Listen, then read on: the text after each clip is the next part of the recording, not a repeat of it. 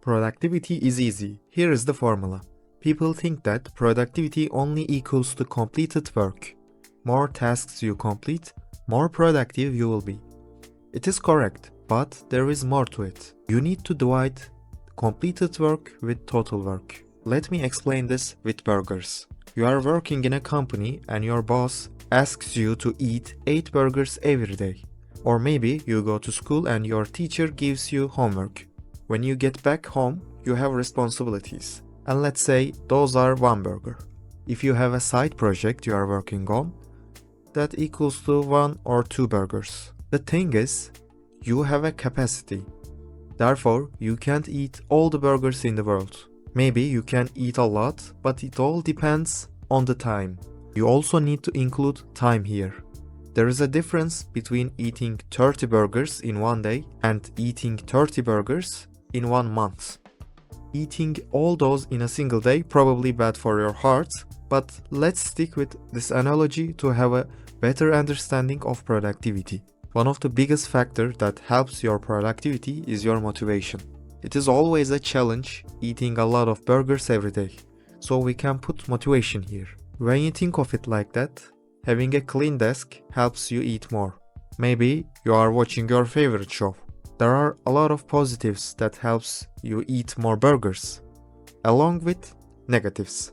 There is a chance you have a sibling that eats your burgers or you are distracted and lost in doom scrolling. I think formula is perfected now. The question is, how can you increase your productivity? If you complete more work, your productivity increases. That's the easy one.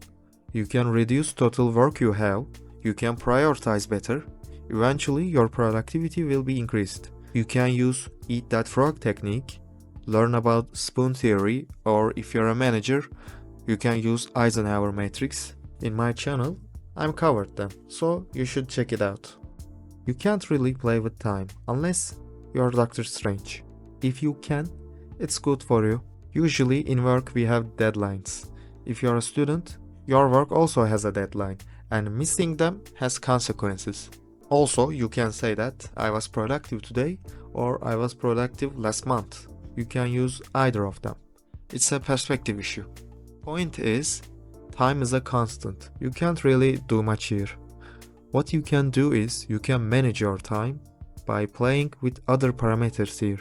For motivation, it is different for everyone. For me, it's tracking my improvements. But you need to find your own motivation. Maybe it's different for you. One trick on motivation.